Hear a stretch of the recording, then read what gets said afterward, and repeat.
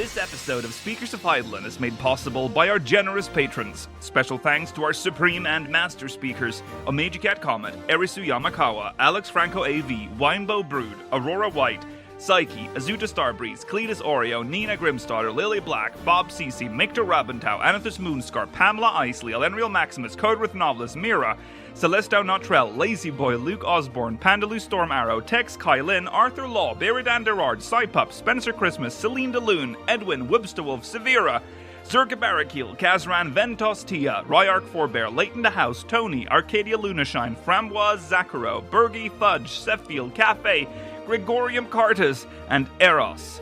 Get early access to audio and video versions of the show, including the post-show, by supporting us at patreon.com/SpeakersXIV. Thank you.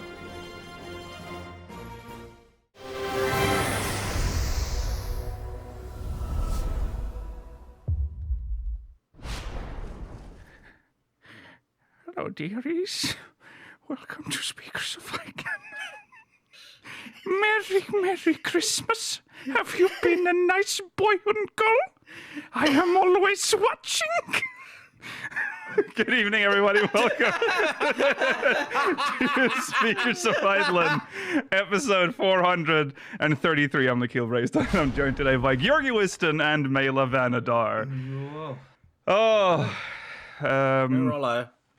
no Rollo today. No. And I think He's not well. No, he's not well. So shout out to our sick Wish him the best, speaker.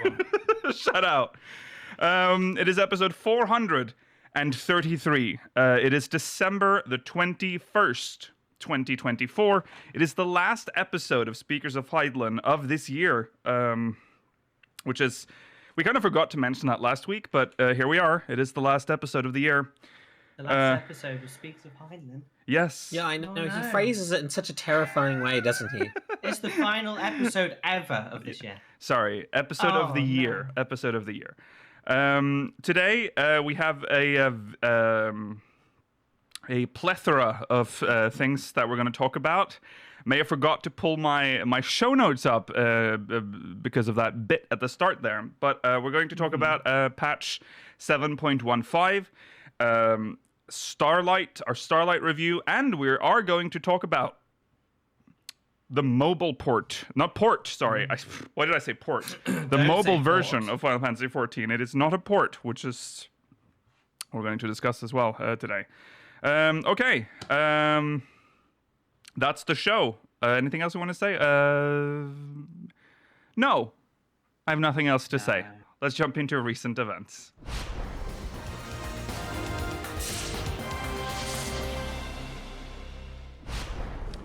That's right. In recent events today, we start with the usual shilling. There is an optional sale underway. There's a winter sale underway for optional items. Optional sale. Optional sale. It is optional. Though, It is optional. It's not mandatory to purchase anything. It's the of course Starlight items from last year, as well as all previous years. As well as the Graha Tia gear. Wow. The realm the egg. Well, no, it's not the Exarch gear. It's the like. No, it's not. It's just It is Graha's Graha. gear. Sorry, old Graha. Oh, sorry, Old. yeah. Well, new. No, current It's Graha. current Graha. Graha at some point. It's Graha at this point. Graha as he is now. Yeah, Graha as he is now. When he's on screen, I fall asleep, so I've not noticed. You watch your little mouth. That's just to get us. Don't worry, that's to get engagement, Nikhil. That's good. Yeah, that's Thank what you. That's what I thought it was. Yeah. The thing about the gear is that it's actually so you can buy the gear, you can buy his hairstyle, and you can buy his weapon, and they're all separate. You don't have to buy all of them together like you have with previous Scion sets. True. That's true. It'd be Yeah. nice if you could, like, I don't know, choose which pieces you want, and the more you buy, maybe you get a little bit of a discount, you know, if you get the full bundle or something. But, you know, some people buy glamours in this game, full sets for, like, the boots. They like the boots, and that is wrong. Yeah. Well, yeah. Well, one of the biggest issues is people that bought full sets for one singular item who threw them away and now can't put them into their glamour dresses as a set. Yeah. Yeah. You deserve that. The fact that there's no way to I don't know why, but you do. recover an item that you've purchased, you know, I don't know. You can recover like relic stuff, you know, other important things, but you can't recover Mog Station items. I think that's a bit weird. Yeah, so €9 for it. Yeah. That's fine. Sorry, I'm just looking at how they're advertising the Graha hairstyle, Modern Aesthetic Science Special Issue 4. They use a Frothgar, so it makes it really hard to get a good sense of what it looks like on a normal-sized character. Oh, yeah. Yeah, and they have it in the most insane colour scheme. Yes. Blue and yellow or something, it's crazy. Yeah, it's very interesting. The weapon is for the best classes in the game, Black Mage and White Mage. Looks very high res, looks lovely. Mm-hmm. You get both as well for £2.30, so that's nice. Yeah, Mm-hmm. yeah. Okay, so there you go. That's for the sale. It's on the Final Fantasy IV. Oh, and it has two... The gear all has 2 dye channels, thankfully. Oh, yeah. You'd worry so that sometimes... You don't have to look like Graha. No. Well, you don't have to colour yourselves the same as Graha. It is hard to not see that it's Graha's gear, even if you dye it. Because it's very... I mean, although I will say that the white and blue one kind of makes that's the one I was going to... different. Well, I mean, it looks different, but that's because it looks like you're dressing as a leveilleur. Yeah, that's true. This one, well, computer says no. We're done with this bit now. Yeah. Kill referencing the early 2000s. That was not on purpose. I just realized it as I said it. Okay. Moving on. That was the shill of the day. Now for a bigger subject. Tales Under the New Moon. Which is catchy as ever. Yeah, we have the 4 stories that have been added to this series. Whispers from the Dark, Footprints of a Traveler, An Abiding Aspiration, and the First of Many Festivals. We're going to go through them now. So spoilers for Tales Under the New Moon, the new ones. Which one was your favourite? I liked the Oshon one. But I also liked... That was probably my favourite too. Yeah. The Gaius Van Belsa Praetorium additional lore. I liked that. Yeah. I mean, it's really more about La Habrea than it is about Gaius. I know, but we do get to see some glimpses of him. I like the way it ties up some of the issues around that section and like the Heart of Sabik and stuff we've done recently in Pandemonium. I thought that was pretty good. But also the Zero one. I mean, they were all good, but... Zero and Muklumat ones were pretty good. Yeah. Little bits of background. Yes. But, or what's happening now. Yeah, it's nice to know what Zero's up to, I suppose, actually. Yeah. Well, let's start. Let's go through them. We have Whispers from the Dark, which is the La Habrea Gaius sort of story. It's about how La Habrea chose to collaborate with Gaius and originally hand him what was the Heart of Sabik. Yeah. Without really... He doesn't remember how he got it. No, which is interesting. He gets a few flashes of like... He gets flashbacks to... Athena, I think, is one of them, and Red Hair Man. Eric Thonios. Yeah. So it's happening in Castrum Oriens. It's before, obviously. It's after they've... Praetorium. It's before Praetorium. It's when they've just discovered Ultima, which happens within a Realm Reborn storyline, and it's cool to expand on that. Yeah. There's a little bit of like character, like we get a little more on Gaius's like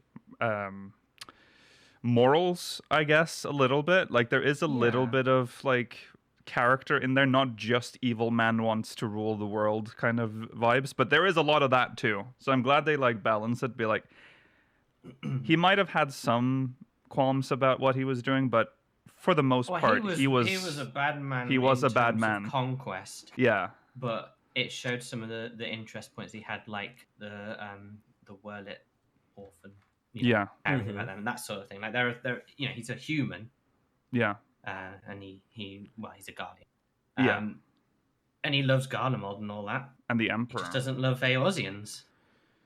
Yeah, I mean, he is. So it's just seeing it from another. Well, he believes Eorzeans are misguided. Yeah, we're worshipping false gods, which is obviously what happens when you live in a nation that indoctrinates you very early to believe that. So yeah, that's an interesting part of this. Also, Lahabrain not truly understanding anymore how he even knows where the Hearts of Beak was, or how he knows. Like he's lost his mind at this point. He's lived his too body long. surfed too many times. Yes. It's not that he's lived too long, because Emmett Self remembers everything. Oh, that's true. Yeah, his mind has left him. Yeah.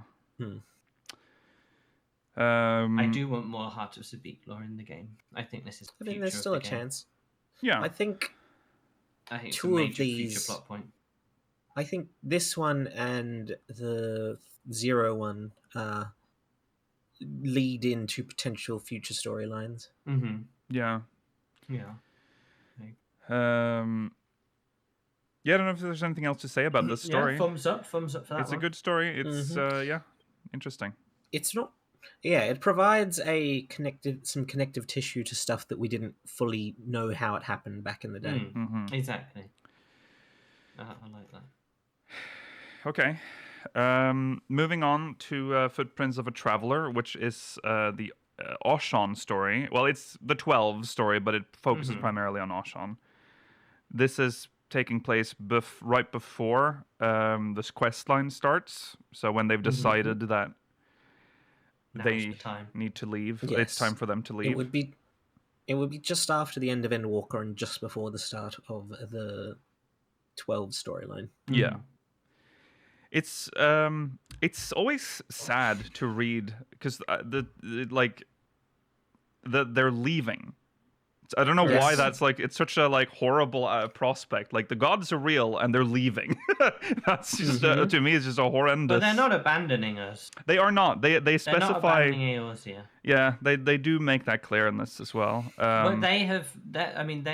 Their cause are real people, real ancients. Yeah, and they've had to just sit and exist for a long time. Yeah, eons and eons.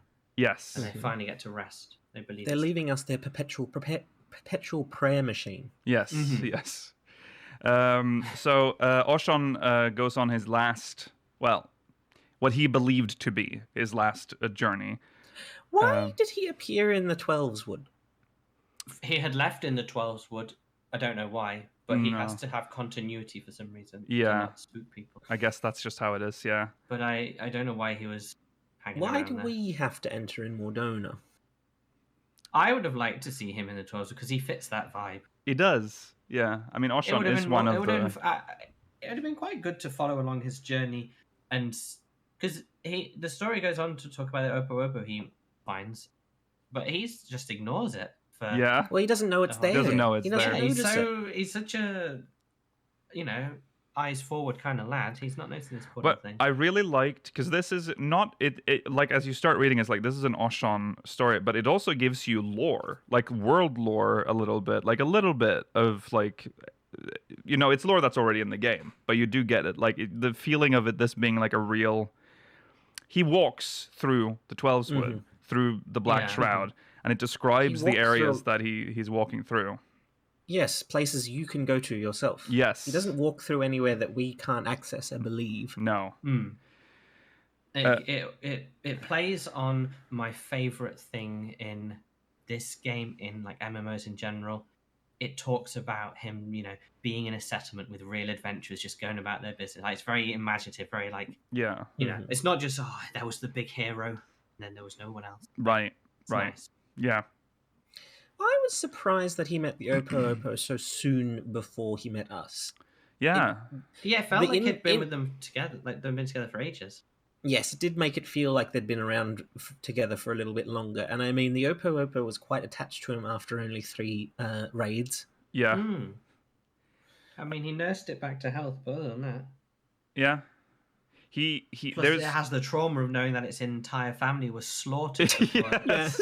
This poor Opa nice. got... That's the circle of life, Mela. Yes, so it's true. Hakuna Matata. And you know what? What's her name? Nofika would just that's it. That's the way of life in her woods. Yeah, that's true. Yeah, I love that she appears and she's like, "You look at your feet." Yeah, bye. Like fucking look around you for once. Not my responsibility anymore. My other creatures destroyed its family. She didn't care then. Yeah. Also, that's something that's also explained is that before, like, as he's walking, like doing his last trip, the other gods seemingly go visit, like it specifically sets that Limlane transforms into a seabird to go watch over Limsila Minsa like one last time. There's a little bit of that in there, and that's also why Nofika shows up here, because she's doing the same for the Black Shroud. What was she again? She was like She was the hovering seedling with a pair of hand-like vines. Yeah. It doesn't explain it properly, but she's a little Lianon. Oh, okay. Which is that boss from the Grand Cosmos or something? Grand Cosmos, yes. I quite like this. Is a imaginative one. Like Chats pointed out earlier, it would probably be fun to follow his footsteps while reading this. I might do that. Yeah, I think that, because it's very just like detailed, so it's easy to trace. Feel like you're in the world. Yeah. Also, there's a portion at the end where he sits down by a campfire, and they're like, "Do you want to, like, you can regale us with like your tales or whatever," something like that, they say, and he thinks about what to talk to them about, and he mentions Hildebrand. And then he talks about a girl or a woman that was looking into the fire. I'm assuming he was referring to Minfilia at that one, because he referred to her as if she wasn't around anymore. And that a woman whom he shared with. No, that's Vanar. Oh, it's just Vanar. Yeah, in the ancient past. Yeah. Oh, he was thinking ancient past. I was thinking, because I just read this today. I was like, oh, if that was Minfilia, if she knew, she formed the Path of the 12 specifically to find the gods. I thought that's why they said that there. No, because Oshon, when at the very end of the Tales of a Realm storyline, he explains that Vanar found him at a fire, at a wood fire in the woods. Oh, that's what it's a reference to, of course. Right. Okay. It's a cute story. Cute story. That was Footprints of a Traveler. Next is An Abiding Aspiration, which was Zero's story. Zero. This was really depressing. Yeah. This is her traveling as she is now. Well, alongside Golbez, with most of the story is about her past. That's the frame of the story. It's a frame. The frame is her telling Golbez about her past. Yeah, now opening up as the how her world like ended essentially, or how she the Contra Memoriam. Yeah. I forgot that. Did she mention this in game, or is this something that is new in this story? That she was thrown into an interdimensional rift. Yeah, I was wondering about that for a long period of time. I don't recall that. I don't recall that either. So I don't recall most things. But I don't know. I don't know if that was mentioned. That's in MSQ. That's in the MSQ. Okay. It's been a while. It's been a while.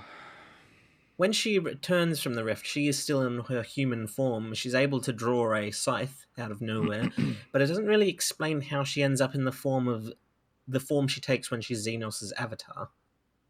That's true. Yeah. No, yeah, that's true. Well, she mentions the fact that she was that her mother was Memoriat. Is that what they're called? Yes. Yeah. And that she was struck, and then she became like half void, half human. And that's when Zero was born that way. Yeah. And she idolizes Zeromus. Yes, but she didn't know how the tale ended, apparently, of Zeromus. But then we get to she explains like how the world like slowly started to like crumble under because at first they were fighting Eidolons, but then eventually when they killed the last Eidolon, the Memoriats turned on each other, on the people, and then everything descended, and then she got pulled into a rift, and when she came back, the world was just like void. Destroyed, and her there was no one, and then she finds the description is that it was just like a jaw with teeth that was like laughing at her and then tried to kill her, and then she killed it, ate the ether or consumed the ether or whatever, and then she heard it in her head, and that's when she was like decided that she wasn't going to do this. She became vegetarian. And she tells this to Golbez while they're going around the void, just searching for other people that are like sentient enough to work towards recovering the void. Yeah. And it has an impact on him though, because he pledges to be vegetarian too. Yeah, to join. Be vegetarian too. Yeah, that's right. Which has an impact on her, which is nice. I'm liking this, Golbez Zero friendship. It suggests that the statue that is in Zero's domain is probably Zeromus? I would assume so, yeah. The hero, I thought that she mentioned the statue, so... Deep down in her heart, she idolized him so much that he became that statue in her domain. Yeah. So that's good, that's cool. Nice to see some updates on her. It'll give us an idea as to where they'll be if we have a chance to meet up with them again. Yeah. If we ever talk to Zero again. Yes. Hopefully. I don't think we'll be done with the Void. I'd be surprised if this is the last time we ever touch on the Void. It's been a recurring story element since 1.0. Yeah. That's true. Also, she was traveling with a Nixie. Yes, the Nixie that Y'shtola sent with them. Yeah. The last story, the first of many festivals, is a Wuklamart /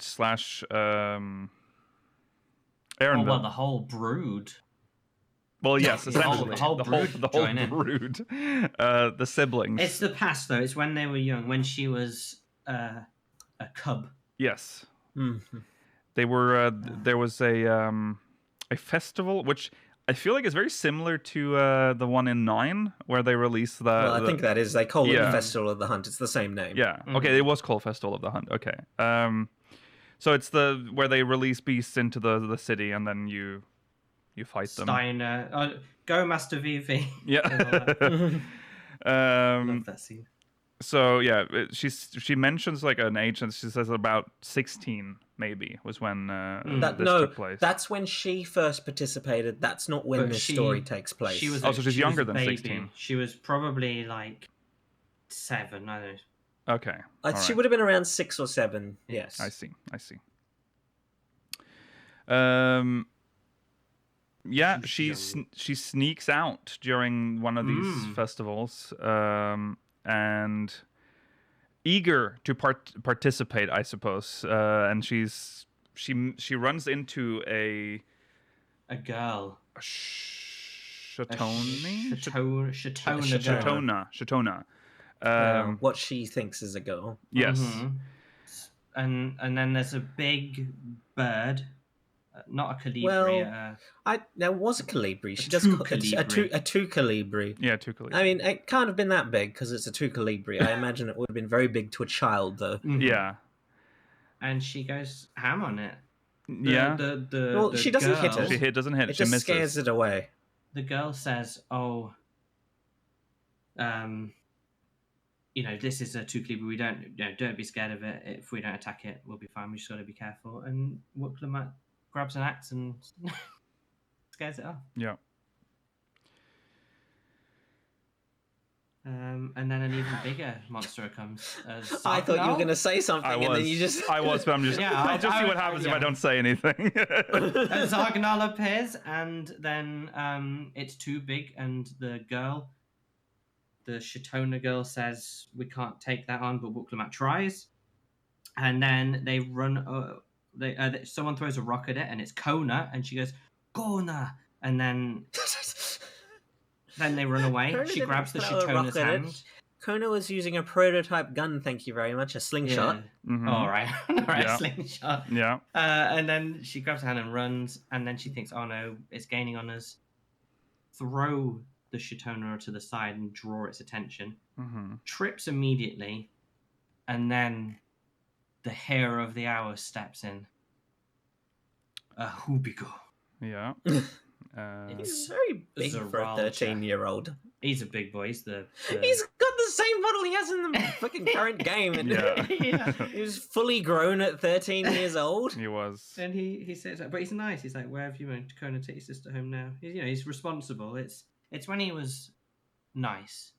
Yeah. Before he became crazy. It's a nice story. Yeah. I mean, I would also say that just killing the Zagnal also serves his purposes in this hunt. Mhm. It allows him to win. And then it goes back to the mundane. It wasn't a girl. It was Erenville. Yeah. It was Erenville. He was so beautiful. She thought he was a girl.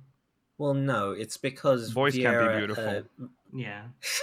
Viera's visually indistinct from one another until they go through puberty. Yeah. This is basic lore. Woolhead himself has said, now this may not be relevant to 14's lore, but he has said this about 12's Viera, that if you were to, it's a very weird way of phrasing it, but if you were to strip them naked, they would be unidentifiable as either male or female as a child. Woolhead, you need to lay off the hooch. Yeah, so that's a cute little story about Wuklamot and Erenville. This one was probably the most inconsequential, but it's just nice backstory. Yeah. But good, good set of story. Do they always do them in 8 now? No. Okay, because I liked it when it was 4 with a different title. Yeah. Oh no, they mean like the old ones? I'm sure they used to be in 4s, like Tales of the. Oh, the other Tales. They've done them in groups like this for a while now, Mela. Okay. But sometimes they do them in more than 8. It depends on how long the expansion's going to be. Some of them have been 12 long, I think. Yeah. Tales from the Dawn might be. No, Tales from the Dawn is only 5 long, and then Tales from the Twilight is. Okay, I think maybe it was. Yeah. I'm thinking maybe it was 5 or like. Oh, but Tales from the Shadows was 8. Oh, Tales from the Shadows is the long one. And Storm was 8, and Dragons. Okay, so they actually don't have any rhyme or reason. There is no rhyme or reason. Okay, well there you go. I would say one thing that some people have been particularly what's the word, harsh in people's interpretations of choosing to interpret Erenville as trans, particularly as a result of this story, but also in result of the fact that he chooses to reject his birth name, Ellen Eshbia, which feels like to some people a dead name, which is not to say that that's necessarily the intent of the writers. In fact, it probably isn't. But I have thought that some people have been quite rude in regards to people choosing to interpret it that way. Oh, of course, people. Well, that's fair. I mean, yeah. I can see that. I was thinking that when I was reading this story, and I thought, oh boy. The way he responded was a little unusual. Yeah. Mm-hmm. Like, technically speaking, you weren't wrong. Yeah. I think the issue is that, like, they are raised... In our law, they are raised either gender neutral or specifically as girls until they show signs of what gender they are. Yeah. But it depends on what they're... The issue is we don't necessarily have all of the law as to specifically how Chitona are raised. Most of our law is related to how Viera are raised. Yes. Yes. Who were the ones in Othar, right? Yes. Yeah. Or the ones on the first, which got fleshed out very much. Yeah, because that's where he appeared. But like Erenville when his balls dropped. Yes. Well, yeah. But yeah, so I mean, you can choose to interpret it how you want as long as you're not hurting people. So don't be cruel to people that choose to interpret it differently to you. Well, yes. It ultimately doesn't matter that much. Yeah. It doesn't matter. Yeah, exactly. Fuck off. That's where the writers choose to go. Yeah. Or not. Okay, yeah. All right. That's Tales Under the New Moon.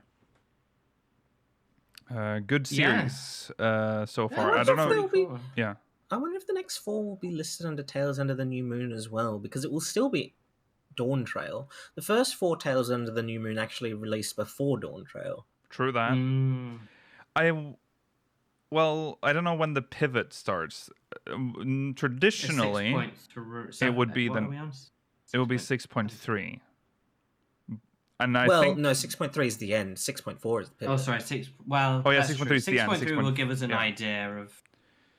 Also 7.3 and 7.4. I don't remember expansion where we're on anymore. 7. I don't know where we are anymore. We've been here a long time, okay? So, yeah. So 7.4 is not likely to even happen until early 2026, maybe. Yeah. But we were getting FanFest next year, so it'll be summer, autumn, they announced and that then already. January. I don't think we know when the FanFests are, do we? Oh, we don't, but going on their previous, I wouldn't be surprised if we don't get our first FanFest until 2026. Really? The patch cycle is extended. That'd be interesting. That would be great. We get them every 2 years, pretty much by clockwork. Yeah. Yes, but remember that they've announced patches are now 4 months long rather than 3.5. So in the current schedule, 7.2 will probably drop March. So then April, May, June, July, and then August, September, and then so 7.4 will probably be November. Okay, I can see that. Yeah. Which would end the expansion in March 2026. And then if the next expansion came out in summer that year, that would tie up nicely. Oh, it's not happening that soon. No, I can tell you right now that the expansion is not going to release until at least fall of 2027. Or 2026. Oh. I thought you said fall of 2027. I did say it, and then I realized that's too far. No, 2026. I think the expansion, I agree that it's probably going to come out in September, October. I think you're not accounting for the change in the cycle. No, probably not. I am used to the current one, but I still think even if it comes out then, I think we would have FanFest. We would surely have FanFest at the end of next year. Then we can't have it all in the summer. Have we ever had a FanFest before 7.4? Before the 0.4 one? I don't for the 0.4 know, patch. but it feels like we might have to. We don't have to do anything. I don't think we could have 3 I mean, this is pointless speculation. It doesn't mean anything. It's up to them to decide. Yeah. We will know one day. Okay, moving on. We have a new patch, so we need to get into that. Let's have a look. Here we go. A bunch of content we haven't done yet. Yes, we were supposed to do it yesterday, but we can do it next Friday. Time ran away from us. I've done Hildebrand. You've done Hildebrand? Nice. Was it good? I've heard it was short. I mean, I've heard it was short, but it's not as short. I imagine it's not as short. I've heard it's not as short as the intro one that was for Stormblood. So that's it was encouraging. Okay. It made me laugh. Well, that's good. That's what it should. How much longer do you want us to vamp while you try and a little longer, thank you. We weren't prepared. I wasn't prepared for Rollo not being here today, so not everything is. Oh, I understand now. All right. Yes, I've heard. We're here. I've heard that the animation in the Hildebrand storyline. Lakil and I will be able to talk about it more thoroughly later. But I've heard that the places that they're taking the animation is even better than. It's pretty good. Okay. Yeah, it's pretty good. Well, that's good. Yeah, we did some speculation on Hildebrand beforehand, before the patch. Oh, I'm escaping my window, am I? Are you? Oh yeah, you are escaping your window. I'm trying to escape as well. I'm watching you. Yeah, I can sell that. Yeah. Watching you. Okay, so patch 7.15. We have new class quests, which I still haven't. This is for watching Meki. This is why I can't talk. I haven't picked up but this. I understand people think watching Meki is fantastic. So it is really good. It is good. You don't have to agree to this, but I want to challenge you to finish the watching Meki quest before our next podcast. We'll see. Because I think we should talk about this sooner. Because I think we should talk about these sooner rather than later, while the capstone quest is relevant. Yeah. Well, I need to level my. I still have some crafting classes. Well, we'll I see. don't think I'll be able I to won't do be. the I won't be fishing at home for a while during my break, which is Okay. all of 3 days. But we'll see. We'll see. Okay, so that's available now. Then Hildebrand, which is available. Good. Yeah, apparently Yeah. good. Custom deliveries.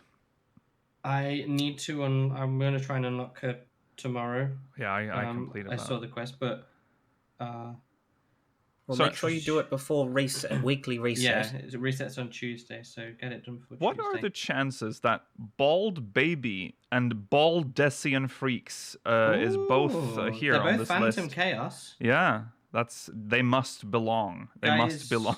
Maybe, For those of you that are listening to the audio-only version, Bold Baby is a character that is at the top of the Grand Company standings, and Bold Decian Freaks is at the top of the Free Company standings. So, if you're wondering why they're at all relevant, they're appearing on the side of the lodestone as we scroll down the patch notes. This is Rollo's fault. One of them in another tab. Yeah, okay. We'll check later. Yeah. What do you mean this is Rollo's fault? He's made me bold aware, Bald. You should be bold aware. Yeah. People have a I see bold and I like, wow, that's so cool. Okay. Anyways, so there's 3 new quests there. For housing. These are cool. My hope, and I just want to put this out there before we finish the storyline, and people who will probably already doubted it, but I don't care. I hope that at the end of this custom delivery quest line, we probably won't see a train line. I'm sorry, we probably won't see a train moving through space. But I want to be able to go to the train station in Shaloni, and there'll be an NPC that will take me to the train station at Yasalani Station. 100% has to happen. Yeah. That's literally the only point of the train line. It's a one-way train. Well, it's a one-line rail from one station to another. Yeah. Well, I got the impression that there were more intersections before. I felt like it was a bigger rail line from what they were saying, but it seems that it's a lot of future planning. Yeah. And at the moment, the main point is to go through this one tunnel. Yeah. Okay. Furnishings from the Final Fantasy XIV Furnishing Design Contest have been added. These are jobstone I don't know displays. where it's from yet. I've not looked into it, but I'm getting them all. I think it's from housing vendors in just like the housing districts, vendors? but let me someone tell you, can correct me. Why don't you, I don't know, tie these to getting to level 100 in each of these jobs or something? Retrospectively, it's the achievement. You get them from the housing vendor. So why you do something fun with them and not just put them in the housing vendor? Yeah, I like that it's only a Realm Reborn jobs. Yes. Yes. They seem to have a nice glow. They look good. Yeah, you can get your egg kill. Yeah. Is that how big a jobstone is? No, I don't think these are real jobstones. We've had them in our hands before, Mela. Yeah. They're small. New furnishings. Is that an anti-air missile? It does look like it. Yeah, that's what it looks like. And a flower. Fill our yard with berthas and anti-aircraft Solution 9 things. The new furnishings they've added is a patch of flowers, some ancient stones, and the Iron Dome. Yes.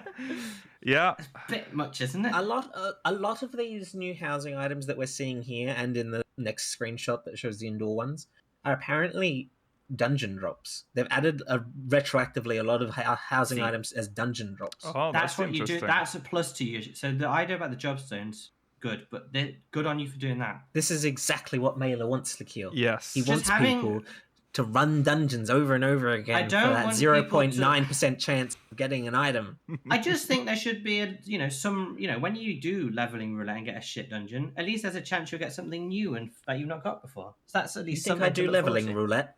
Well, some people do. Look at the gaming computer. That is cool.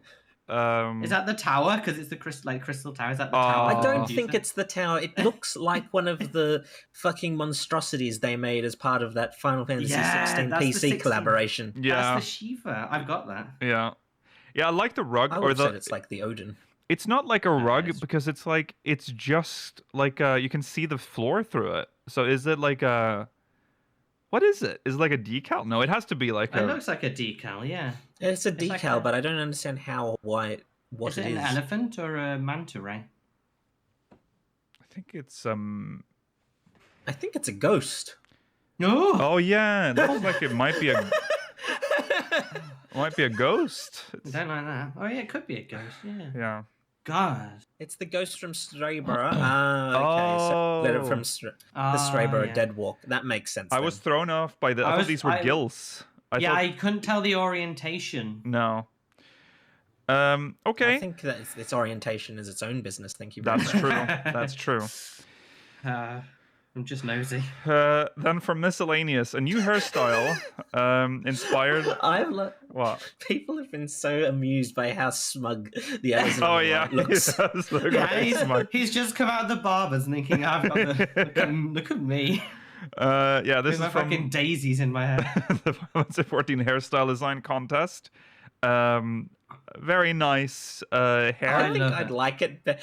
I mean, I like that it has the flowers because that's what the person designing it intended. Yeah. I would like a variation that also didn't have the flowers. I wish that there were both options. I agree. But I like that they gave the nice Mikote, nice vibrant pink hair, and the Ellison corpse straw grey hair.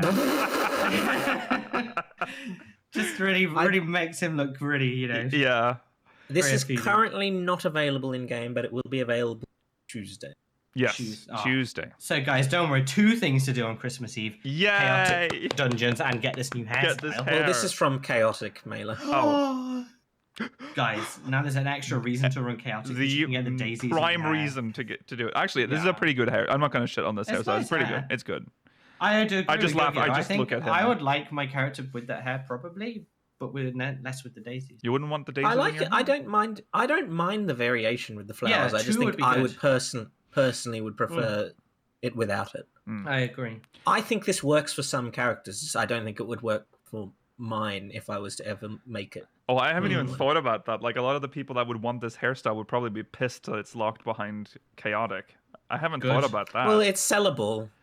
Oh, it is sellable. Yes. Okay, that's true. You just have to wait a little bit for the prices to drop, and you'll be fine. It'll drop very quickly get it because a lot of people will be doing chaotic because it needs 24 people, and that means 24 times the prizes. True. Yeah. So get on that quickly. Possibly. I won't because it's literally Christmas for me. But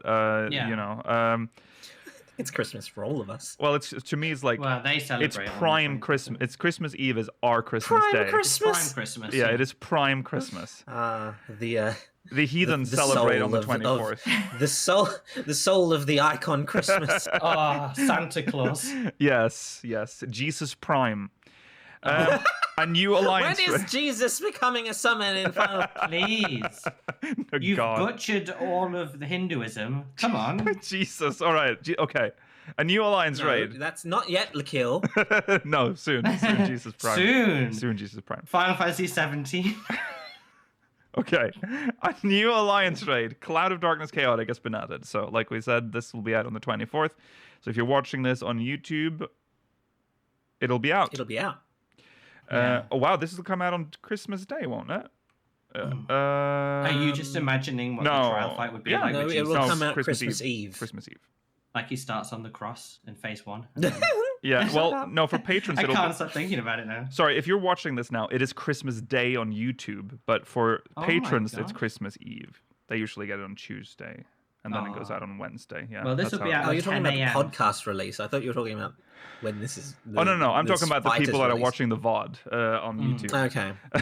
Okay. So, go do that. Enjoy that. Whoa! It's green. It's green. That symbol is apparently already there, but I haven't switched the high-end Judy tab, so I haven't seen it. It would be grayed out as well. You wouldn't see it in that vibrancy. That's true. That's true. Look at that. Green and fangs. I mean, you should probably read some of the stuff it says, like the limited time bonus stuff and the item exchange. Yeah, by speaking with Uashepia in Solution 9, players can exchange obtained items for rewards. When completing Cloud of Darkness Chaotic during designated times, the number and drop rate of rewards from treasure coffers may be increased. An icon in the raid finder will indicate when the limited time bonus is activated. So yeah, it has a symbol with a treasure chest and an arrow. Apparently, and I don't know, I can't speak to this personally.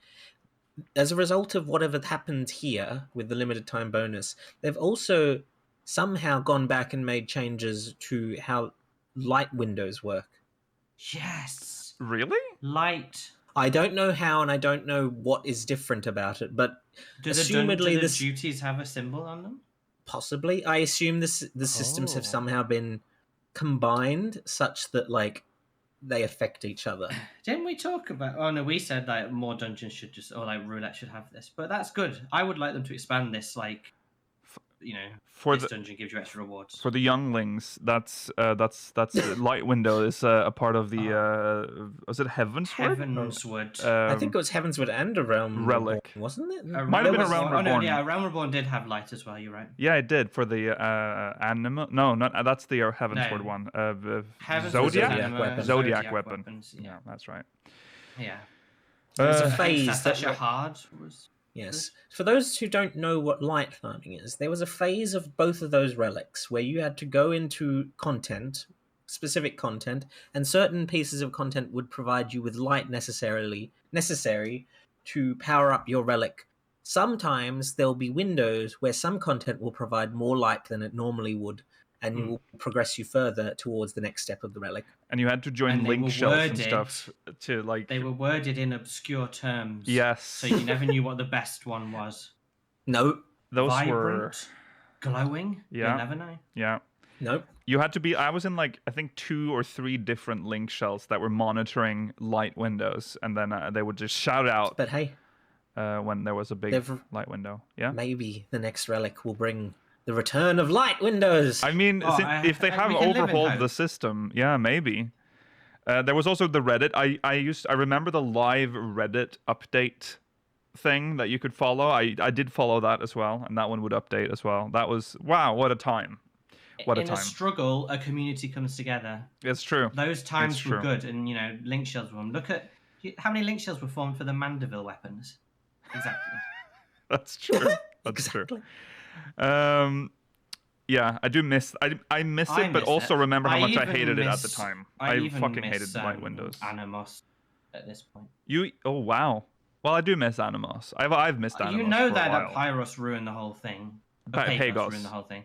But Animos I liked at the time, and like you remember how good it was just like logging in and just all the sun bear memes. Ugh. Yeah, no, it was great. I had fun with all of it. Even though I've struggled through Pagos, I enjoyed my time. I didn't. Content. See, I personally didn't like Animos or Pagos, but when I was finally able to get up to Pyros, I was like, I understand why people like Eureka now. Mm-hmm. The shout chat. Shout chat was what made it. Prime. You can't go back now and enjoy Eureka in the same way because shout chat won't. It will never be the same. There during it. God, it was good. Yeah, it was crazy. Also, it reminds me of the time when we did a lot of Eureka on stream, and I remember that one time it was just me and Mela, and Mela was doing like cutscenes, and he was just we couldn't see anything, and he just kept reading everything he was happening in the cutscene. Yeah, you got so angry. And then I started muting Mela, and he thought he was still like talking, and then I would unmute him at random. It was great. Good times. Yes. Okay. So, anyways, that's Chaotic available on Christmas Eve. It's also been, like we said, a high-end duty. It's also available in a Stone Sky Sea. Yeah.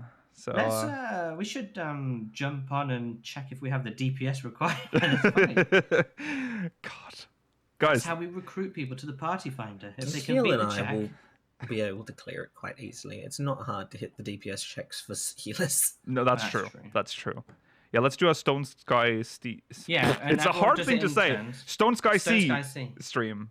Yeah, what was it called in Heavensward? Oh, don't ask me that. I'm sure it used to have a better It's similar, though, isn't it? They're all like very similar sounding. No, I think they're all called Stone Sky Sea, but the actual places you go to do the fight. Or are they always called damage? Stone Sky Sea? The damage check is called something different. Yes. Oh, Stone Sky Sea was Heavensward. Oh goodness. So I always thought I care so. I've never. Honest talk, I've never done this before in my life. I've done it in Heavenswood because I thought I needed to. Yeah, I don't even know where the NPC to go there I is. did it. Dravanian hinterland. I did it when I first decided to start doing extremes because I have to make sure that I hit exactly. the Yeah. Okay, well there you go. That's available there for those you that want to do that. Do we have to go through all of these? No, there have been adjustments to PvP actions, and you can go check them out. Changes have been made to Paladin, Monk, Dragoon, Samurai, Viper, Bard, Machinist, Black Mage, Summoner, Pictomancer, Scholar, Astrologian, Sage, and Sage. So some of them are not insignificant. Some of them are just changes to potency. Yeah, there's so potency. The Machinist has 1 damage change. Yeah. Yeah. But like some have additional effects applied to skills and stuff. Yeah. Scholar got a much needed buff, I'll say that, because they nerfed it come Dawn Trail and it felt bad. Ah, I see. Yeah. Well, you had enough time being OP in Shut up! PvP, I want to spread disease on the battlefield, Mela. Okay. Crystalline Conflict. If teams have equal progress scores by the end of overtime, victory will now be awarded to the team that had the highest progress score at the commencement of overtime. I assume previously tied? I guess so. And then yeah.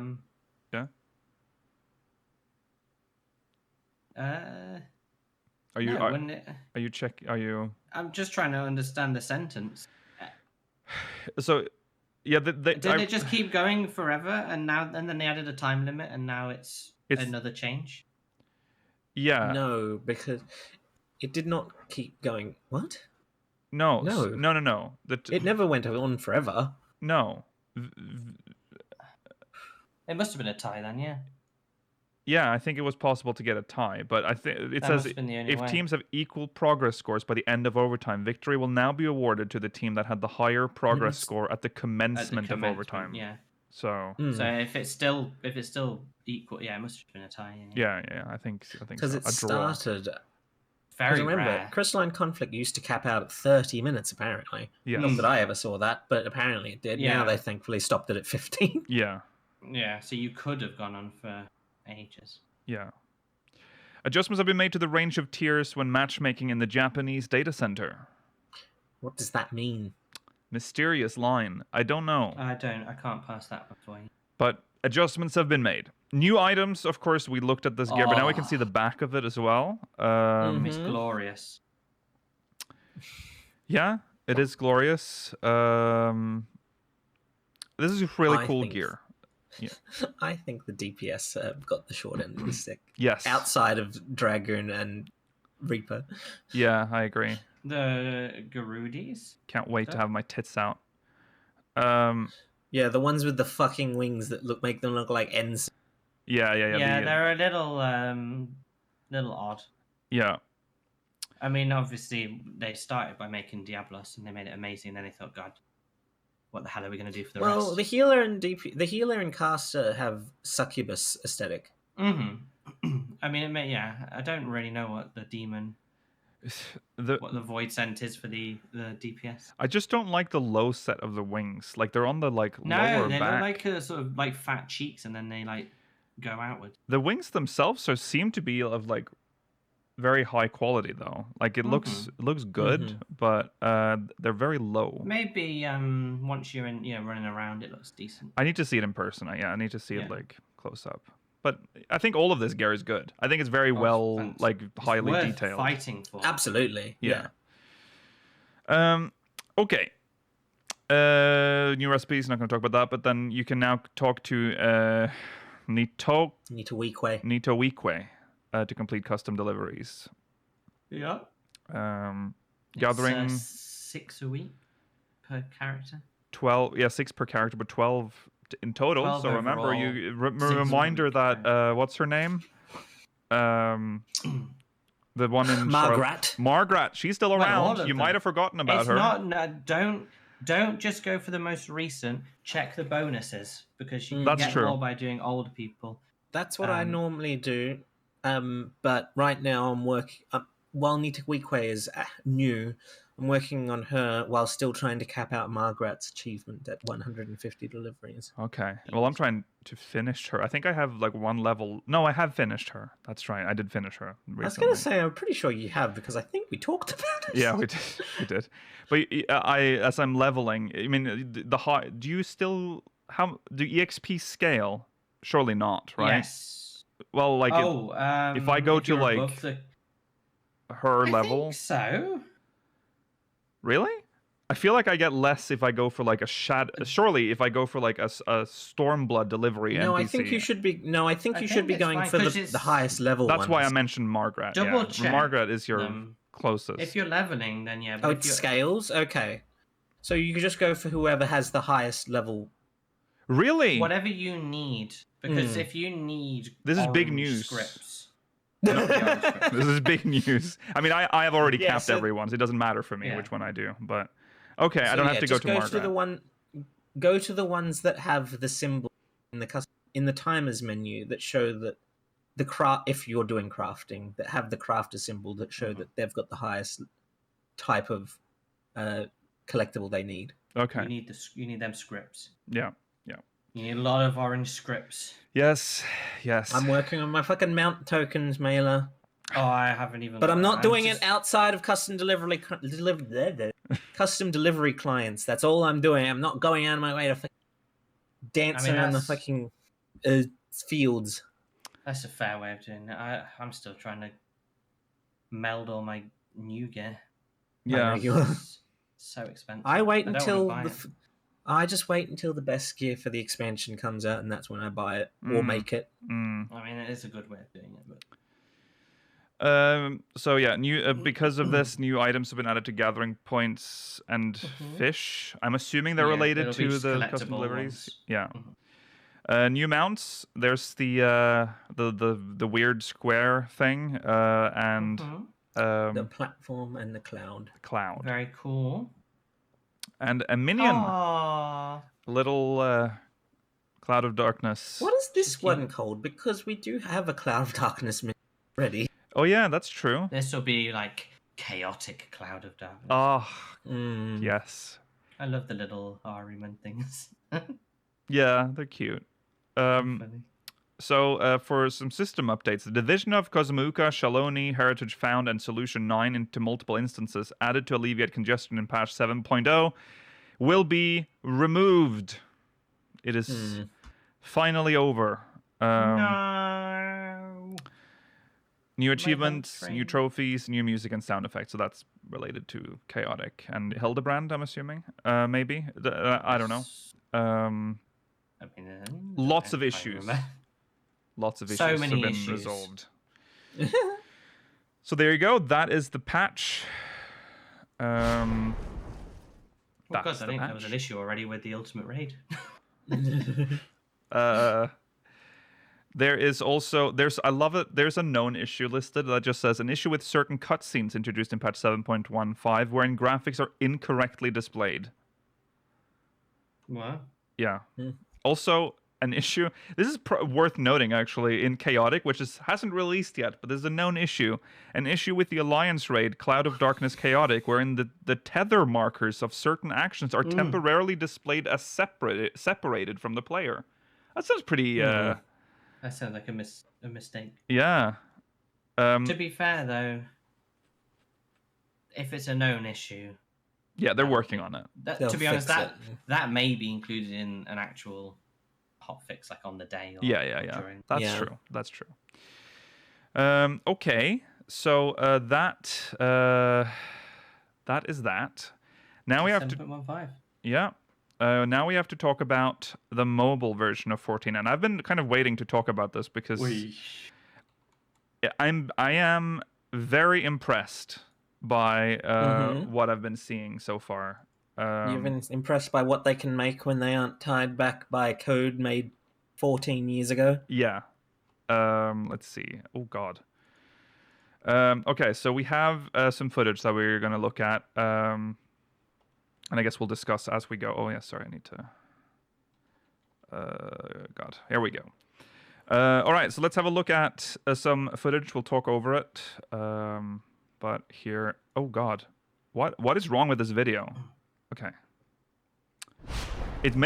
This video is making my computer freak out. Oh, there we go. Okay. Yeah, it's making me slow down too. This is Final Fantasy XIV right. Crystal World. So here is so we see the character creator here. They have like icons for each race. Yeah, it looks like a generic Korean MMO. It does.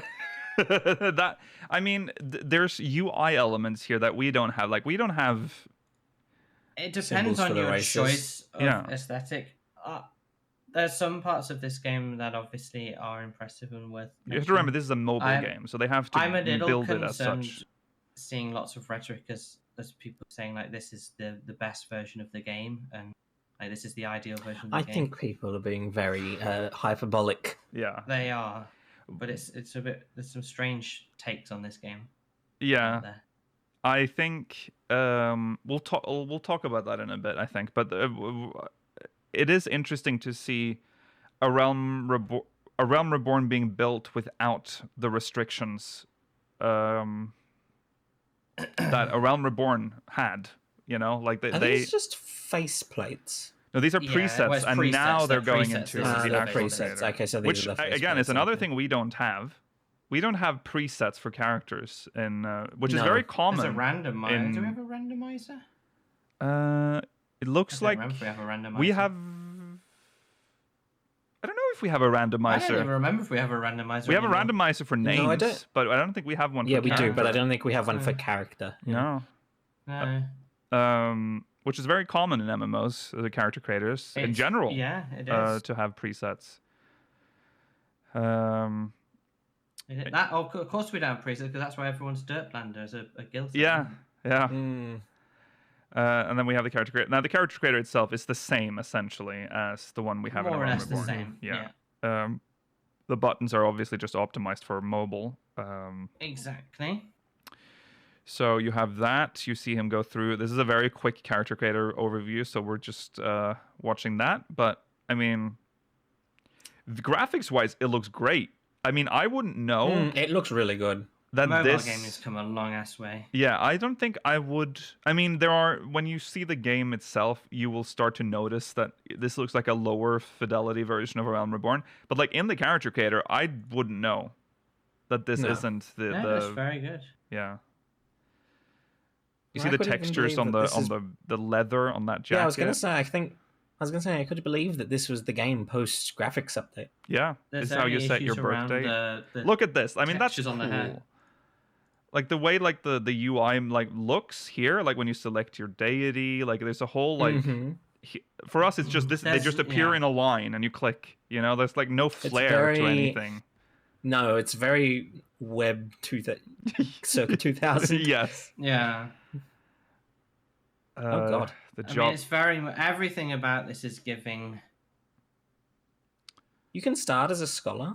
Eastern MMORPG. You see, even when you were looking at the jobs, it has a difficulty rating, which is very something they would do in Eastern. That's true. Monk, very difficult.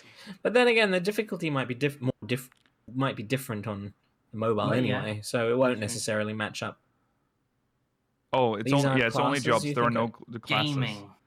Good name. Wait, are you sure? You start as only job, jobs. I think I've read that you only play as the jobs, not classes. I mean, I can believe that, but they're using the class symbols except for Scholar because it doesn't have one. No. That's true. They are using the class symbol. Well, there are classes.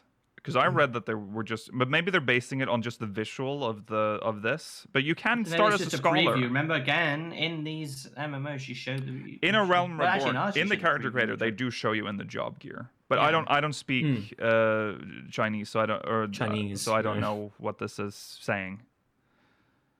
Got to get the. Do you want me to get Google Translate? Yeah. Oh, you know what? I could do that. I could bring out Google Lens. Get me Lens up. Okay, let's get this sorted. It says Ixamon. That's wrong. That's in Norwegian. Are you doing it to Norwegian? Axeman. The big axe is usually a weapon used by pirates to destroy enemy ships or storm landings. Okay. So that's Axeman. Well, there you go. Choose a career. I mean, it is a career. I love Google Translate. Yeah. Choose a career. I will say I don't think we have time to do this for every single job. No, we're not. No. But does it say anything about it's technology? It was just general. This bottom thing's general lore on the lore of Axeman, which I assume is Marauder. Okay. But could easily not be Marauder. It could be a warrior. My translator will not even recognize the text, so I'm abandoning that. Your translator's racist. Yeah. Okay, so I mean, yes, it's cool. It's cool. Let's type in the name gaming. I mean, that takes you out having the fucking Android the keyboard. Yeah. Okay, so here we get to see a cutscene. So here's where you start to see like the shading is very limited. There's very little. It wouldn't really. The shadow. The fucking. I will say for me, the Chocobo Carriage one is so bizarre because it's the one that I've seen the least. Oh, this is almost always start in Limsa. I see. This is like the only one I've ever really. This is the one. I know most people. I had to start. Most people would start in a carriage because you do that for Gridania too. Yeah. Axeman starts in Uldar and not Limsa. That's true. Oh, that is true. Axeman does. Oh yeah. This is disgusting fucking Lalafell. So interesting. So it may not matter. Alpha now. Maybe it doesn't matter what. No, they must have. It might not matter. Did he get to? No, you don't get to choose your city state. Do Contraband. Look, it's the remember that stuff. Yeah. Oh yeah, I know what you're talking about, but I don't remember. Whatever the drug was, that somnum, something. Might be Somnus. Yeah, something like that. That was a weird plot point that never really went anywhere. Yeah. No, it does go somewhere. It's included in a lot of job or the class quests for. I suppose, yeah, early on. So what? My query is what they have. I mean, obviously the entire game is the same as Realm Reborn, so they've not redone everything. Presumably. Well, they have redone everything. I mean, they've redone every cutscene in the game. Well, I don't know what they've done, but we know that... I don't know what they've done. No. World Mobile does get a world map, and it's actually quite... it's nice, it's animated. Oh. Like, you know, the little birds near Koshu and stuff. They're, like, flying. I don't know. Cactus looks pre... yeah. Oh, yeah. Graphics update. I don't know if this is, like... I don't know what they're, like... It's not a port, right? So... It's not a port. No, it's not a port. But I imagine they had a lot of the game. Yeah. The thing is, I think they could port the assets without having to worry about the underlying code because assets are separate from programming. They're using the assets, but the game itself is from the bottom up. Like if the cutscenes are easy to sort of port over, like the logic from them, then that's fine. Because it does make you wonder how much money was pumped into this. Well, how long hasn't this? When we read this about this last time, wasn't it been in development for like 10 years? Like it's been a long time. Was it 10 years? Yeah, it was crazy the amount. It wasn't 10, but it was like a long time. I'm exaggerating. 5, 10. Okay, I was gonna say 10 years since almost the launch of Realm Reborn. They started a Realm Reborn and immediately started working on the Chinese mobile version. Sorry, I don't... 5-ish. Okay, thank you. That makes way more sense to me. Thank you very much, chat. Because 10 was... It would have been like... I would have been concerned about their priorities if it was 10. Well, it was an outside group that approached them, right? This isn't an in-house work. Yeah, I know, but it would have been very bold of them to have almost immediately decided, you know what? Mobile port. Day one. It is Square Enix. Do not put that past them. They make some stupid fucking decisions. Patch 2.3. I think we're good enough to break into the Chinese mobile market. Okay, so the opening cutscene is done. Big bar at the bottom from phone, I guess. I don't know if I like to see the zone barrier in the cutscene. That was is the zone barrier? It's like he's okay. No, he walked under it. It's still weird. It's like he's acknowledging it. Yeah. Is the Zone Divider visible in the Realm Reborn cutscene? Like on the PC? So. I don't think so. Interesting. But it might be a feature or a function of the port that they can't erase. They need to know using in-game. Oh god, the camera movements onto Wyman.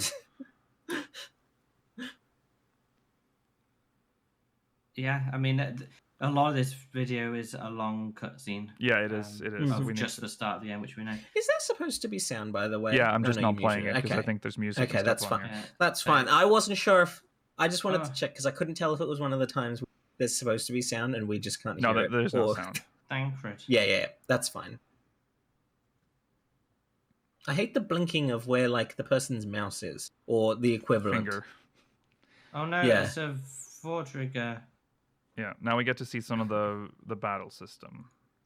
Handsome man. Mm-hmm. That's his name. All right. Gaming. All right, so this is. So now we get to see some UI and stuff as well. I mean, they've immediately got a lot of abilities. A spamming attack. Yeah, because they don't have an auto attack, it seems. So you have to do the base attack yourself. Now, the animations are very good. Yeah, some of them are new. some of them are unique from our game. What isn't as good is the user interface. Well, again, it is a mobile game. I mean, there is only so much you can do. You need to make the buttons easy. I don't think... Yeah, but I've seen lots of people saying the user interface for this is better than what we have currently. And I just want to voice my disagreement. Okay. Let's address... Oh, that's a loading screen. B-Law. I like that. Oh. Too quick to read. Can I also say about Thancred, I think he's using actual... I could be mistaken, but I think he's using rogue animations, which he wasn't using in A Realm Reborn at this point, because obviously they didn't exist. Yeah. He was like a paladin or something, I can't remember. Yeah, he was a fucked up paladin. Why did he look so weird? You don't think he was? I'll take your word for it. Okay. Well, there's been a lot of bullshit. There's a lot of discourse, a lot of bullshit, saying that this is somehow better than I don't. The PC. That's too far. I think that's a lot of the same crowd that says there's a lot of people that have been disillusioned that because of Dawn Trail and that want to hate on everything, and they have now, for some reason, decided that this is better than what we have, which is absolutely insane. I don't know if I would like logging into 14 right now and every piece of the UI is a thumb-sized square. Yeah. There are some things that are better because they got to work from the ground up. Yes. 100%. It seems like the way that the glamour works is... There's a the glamour system here is they have what you want, a little nicer. Right? Don't they essentially have a glamour log? They kind log? of have it, yeah. Which I would say is just a good sign potentially for the PC, because we're already seeing them playing with the idea in the Glamour Dresser. So, like, I agree that we should hold 14 steps to a high standard at this point. Of course, we have heard a lot of the excuses over the years. Yeah, still being used now. But to say that we have to make this clear: this version of the game is built new, right? And it took 5 years to get here. A Realm Reborn was built on the skeleton of 1.0, and that ghost is not letting go. And they had to build it in 2 years. Built in 2 years. Yeah, in 2 years. Now, if you wanted some of these systems, they would have to just not update the game while this works on. It is also, remember... That's the unfortunate trade-off you have to make. I mean, look at how angry people were when they were making changes to a Realm Reborn and stuff during Endwalker. Yes. Why aren't they updating what we're doing now? I've already played the game. There are people who come after you as well. Yes. And you could say, well, they've done so much in the 5 years. Look at how good, how perfect it is.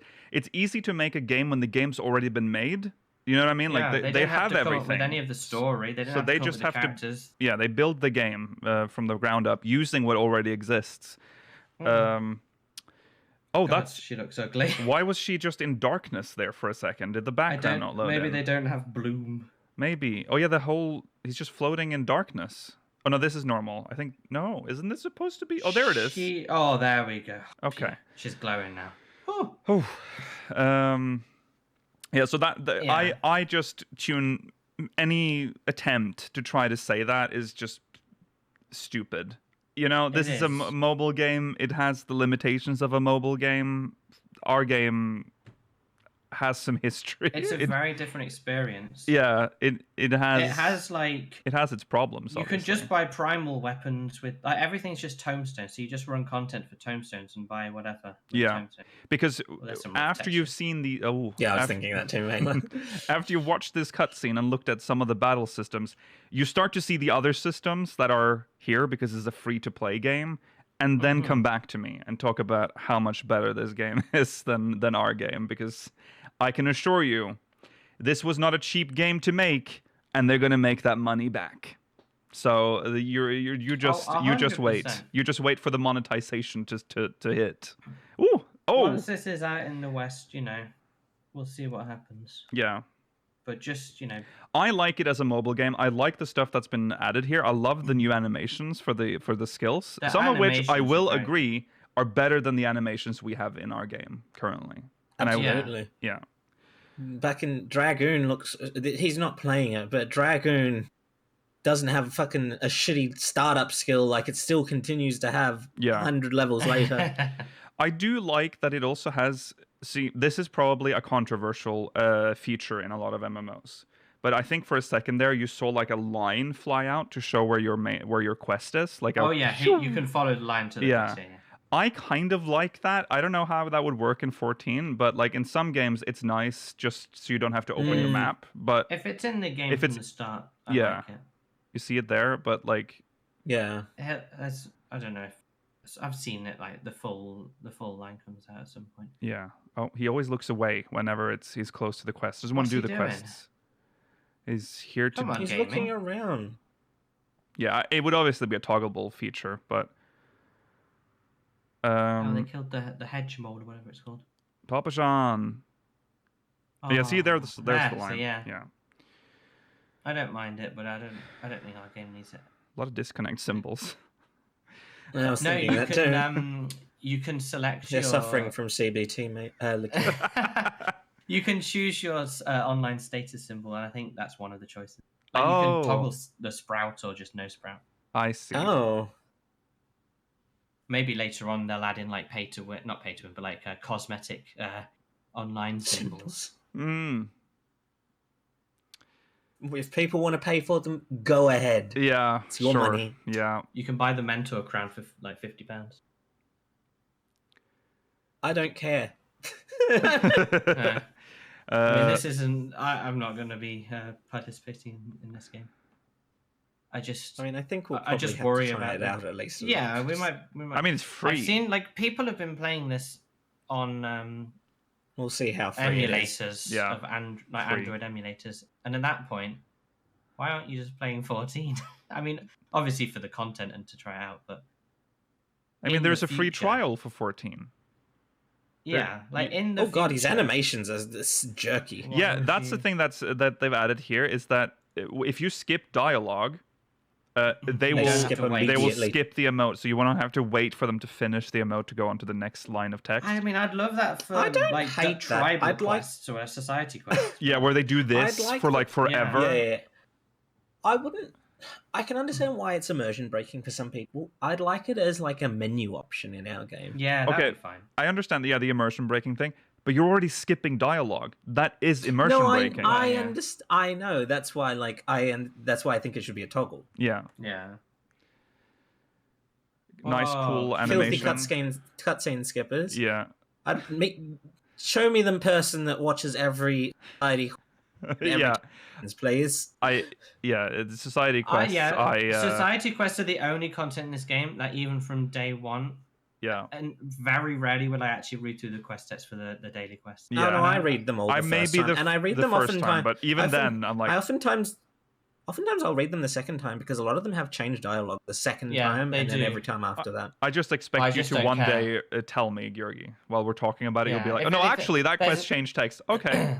Then I'll know. There's very rarely anything of value in them. No, that's true. I agree with you on that. That's fair. And if I have to do them every day, I just like, whatever. I'll read all the actual story ones, but when it gets to the dailies... I don't know if there's anything else in this video to like. Does he show any of the menu stuff in this video? Because that's like the things that's most. Oh yeah, we get some here. That animation for when he's running with the axes, I don't think the same as ours. Oh, let's have a look at that real quick first, then. Oh yeah, look at that. That's with cool. One hand. Yeah, he's powerful, Mela. He's a strong boy at level 6. Yeah, that is cool. That is an interesting update. Well, it's not enough. I mean, even the way he's cut it clipped through his leg. Yeah. No. I think it might be. It's possible that maybe they hold all the weapons the same way. The change from like the animations end very abruptly in this game. Yeah, that is very clear. But the animations themselves are good. I think here is it here? No, he's doing MSQ. Oh, here we go. Loser. I'm pretty sure it's here. Oh, he's attuning to an aetherite. Wow. See, that's a lot of the like flare stuff that I like. You know, like there's like a symbol on the screen when you attune. I like it too, but it does make me think of like Lost Ark or Black Desert Online, or I get, but they're Black Desert Online. Just big flashy Korean MMO. It makes me think of more modern games. Yeah, that's what it makes me think of. Because here is like you attune and it's like confirmation is in your fucking chat log. It's like it's. I mean, our game is very like old fashioned. Yeah, it is. Our game's weird. That's what's so interesting watching this, because we get to see a Realm Reborn made with a modern audience in mind. Like we get to see what it would look like if it was made today, which is interesting. There are I like the visual flares, like it makes it feel fresher. Yeah, I like them too. I just it also does give that vibe. Depends what they want to go for. Now this I like when it does this thing where it focuses on the NPC. Okay. Oh, okay. Here we go. Oh god, the person who's doing this video is in such a hurry. They don't care about. So here is the main menu with the fucking Windows 10 layout. Yeah. Mm-hmm. I'm gonna lower the speed on this video. Yeah. So we have inventory. We have Chocobo, Minion. Oh, sorry, Mount, Minion. Oh, true. Maybe Companion is one on the right. That's Companion. Yeah. The Glamour Dresser. Glamour Dresser. FC. Free Company. Journal. What the fuck Talent is that? Tree. Oh, skills? Yes, skills maybe, but they're locked.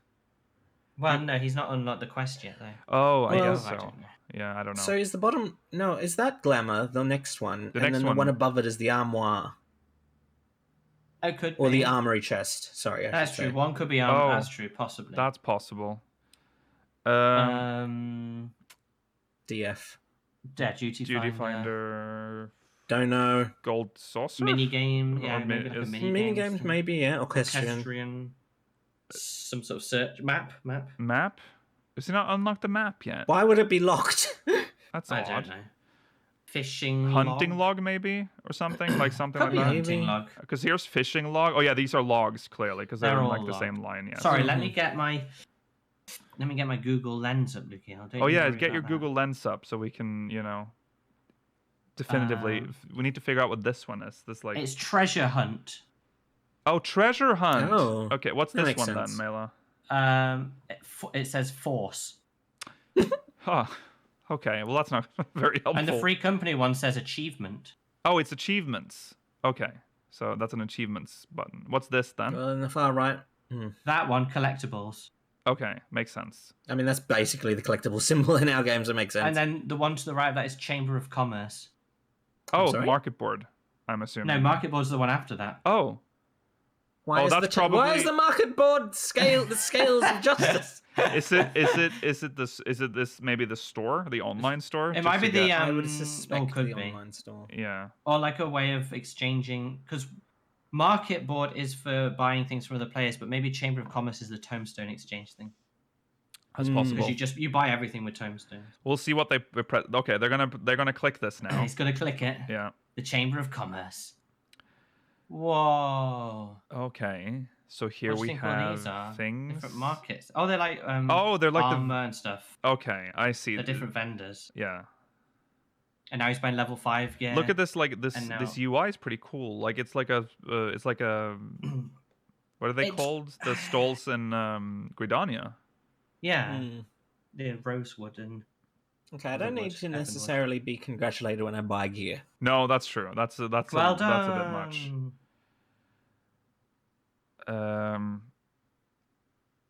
I do prefer that in our game you still have to go to the stalls to purchase the items. Yeah, I prefer that. This is very mobile. This is a very mobile game solution, which I would not like to have in our world. No.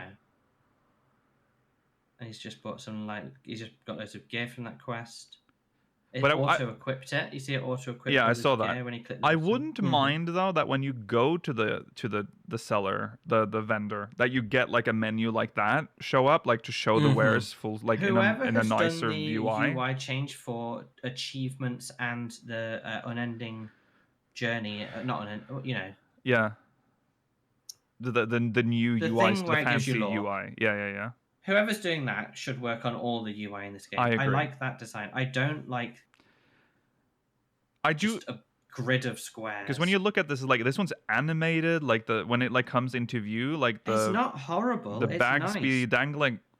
The bags be dangling, dude. The bags do be dangling. So that would be nice to have some like more intriguing, other than because usually it's just the box. The gray box or blue or whatever color you're using. It's a very difficult one. Yeah. Does he open? Be a fine balance in this game. Yeah. Oh yeah, we get some other UI stuff here. This is a quest. I think we get to see the quest box. Oh. Oh no, this is an instance battle. Instance Duty. Okay, this is kind of cool. Like to show you what there's like an Wondrous overview Palace? of the duty. Is this Wondrous Palace? I thought this. Oh yeah, I mean that's what it's a picture of. But is that what the duty is saying? Surely not. Or is this just a generic image for like? It says two sides of success. Okay. It's the name of the quest. But this is the fight where you fight the golem, shortly, right? Oh my god, two sides of success. Go to the Sirahadi Desert or something. Yeah. Yeah, this is the golem fight. Yeah. Okay. We've seen this before. I like the little loading screens. I mean, it's completely... Yeah. Mm-hmm. I wanted to see him open the map. I love our loading screens. I don't think this person does. This person... They're not. This isn't a. What's the point of the video? A 10-hour VOD. What's the point of the video? This is too much cutscene. Arthur says 10-hour VOD. I scanned through that. We do not have time to scan through. We can't scan through a 10-hour. No, I know. But it's like the map's cool. Like it depends on where you want to draw the line in terms of like very overstimulating. Flair in like everything. Like how far can you go with that before it? I don't know. It's. Just again, it's a different. This is a mobile game. Exactly. This suits a mobile game. Yeah. Mm-hmm. And there are some things from this that I, wouldn't mind in ours. I don't necessarily think I want like a full screen shop every time I go to a vendor, but having a nicer UI for that would be. Does it matter if it's full screen or just a small? You can't do anything outside of the small screen anyway. You have to tab. You have to exit out of it. Around you though. You feel when you go full screen, you'd feel more disconnected. What if someone was trying to talk to you? That's true. That's true. That's a good point, I guess. But When you open the achievements menu, it covers most of the screen. You can't really see any. It's almost The full achievements screen. menu is not that big. You can scale all the windows. You in can this scale. game. That's true. Maybe I've scaled it larger. I like the I like that they're all in windows mostly. Yeah, I guess. Although weirdly, I don't like that the map's in a window. Oh, I don't like that you can't. You want it full screen. You want it like 1.0 style? Not necessarily like 1.0, but I don't know. I would like to be able to right-click in the map to zoom out a level. Okay. I don't like the sort let's of. Let's watch Arctic Circle Sleeper Train. Get that meat off the screen. Thank It's you. Daddy Steve. We have the weirdest fucking related videos. Watch the Monday streams to know why we're getting such weird recommendations. Okay, so that's it's intriguing. It is intriguing. And to be honest, it's very impressive. It is impressive. Yes. As a mobile version of 14, because it is just the game. Mm-hmm. The dungeon content looks quite decent. Yeah. And for the people who it's aimed for, I'm sure they'll have a good time. Yes. It's just a bit unusual to see. I don't know. It's odd seeing a mobile version of the game that's still very much alive and well. Yes. I think the most exciting thing about it is the potential for it to influence our game in positive ways. However, I mean, yeah, it might also influence us in negative ways. There are two. I agree with that. Yeah, but I'm trying not to think about. We're weary. But yes, hopefully we can show Yoshi P how come they've managed to do this and you haven't. Yeah, we're holding you to at least the standard of this other game that has been produced within, it's another 14 games. Yeah. We should at least have the same quality. We should have, I mean, if anything, we should be better. We are the mother game of this game. So there's levels of embarrassment. We're not a PC. We're not a mobile game. No. So it should be way better. Yeah. In terms of user experience. I'm sure that's going to be a talking point in the community forever now. Definitely. So we're already. I mean, but again, just be careful where you just the people that are it's a different game. Let's not have. Can't. I mean, it is one of those issues of like, we are playing an MMO that is playable across 3 platforms. Yeah, which is already unusual. That's true. They have to make sure that it is workable on all of those. So imagine having to run that code through. Like, they had to get the code working on an entirely new platform when they ported it to Xbox. Yes. Okay. So that's our. This is not could be the biggest thing ever, and it turns out that we have to dedicate a whole 25% of the podcast each week to the mobile. We might. Updates. Yeah. We'll see. At least it's content. It is content, and also this is definitely not the last time you'll hear about Final Fantasy 14 mobile on Speakers of Eidolon. No, that's for sure. I mean, I don't think it's ever going to be. I think at most it will only ever be related to either gameplay or features, because it will never be ahead of our game. That's true. That is true. Yeah. Well, they're so far behind. What are you doing behind. this week in 14 mobile? That's a new segment. we don't even know that our game. Yeah, because everyone's done everything. Now it's all new. Yeah. Well, it's old but it's new. All the same. Yeah. Why not? I can talk about what I've been doing. Yeah.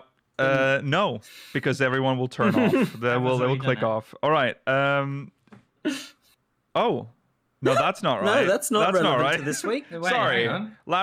Ignore that slide. That wasn't there. What? Let's. Do we have time for this? Well, we don't Probably have. not anymore. We don't have. We're not going to read the fanfic today. Okay, We're not reading that. We can't. We can do one then. Yeah, sure. Let's do one more. Yeah, let's do it. It's the last one of the year. It is last true. MogMail of the year. Last MogMail of the year. Let's do it, folks. Here we go. It's time for MogMail.